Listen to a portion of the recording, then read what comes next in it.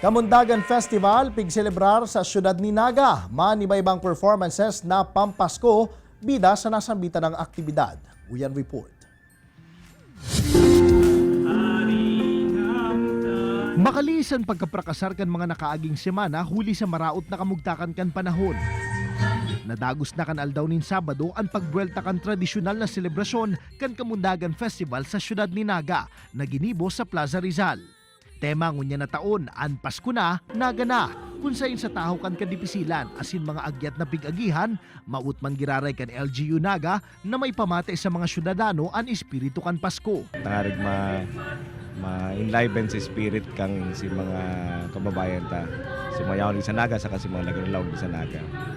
And this is one way of showing yung spirit kang Naga City. Sa tabang kan si mga performers na from different schools. Urug panagin makulor asin maugma ang selebrasyon sa pagikan manibaibang performances. Nang harana nin mga kansyong pampasko ang manibaibang choral group asin marching band hali sa nagkapirang universidad asin pampublikong eskwelahan sa syudad.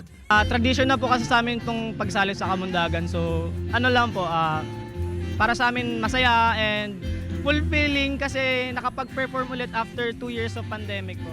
Overwhelmed sir kasi maganda talaga yung mga ganito. Tapos syempre as naging part kami ng celebration or ng Kamundagan, masaya po.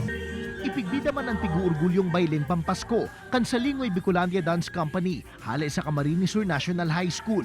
Kung kaya dawa naguran, dahil man na inaan ang dagmang na taong sabik na madalan ang nasambitan ng aktibidad. Masaya. Kasi ganito, Pasko na naman. Sobrang maugma po kasi after 2 years, after pandemic, so nagbalik yung dating sigla ng Naga City. Makalis ang programa nang hara naman sa mga namamasyar sa kasentruhan kan syudad ang mga local performing band. Kaibanan si Jovel Ubiso, Jesse Cruzat, Balitang Bicolandia.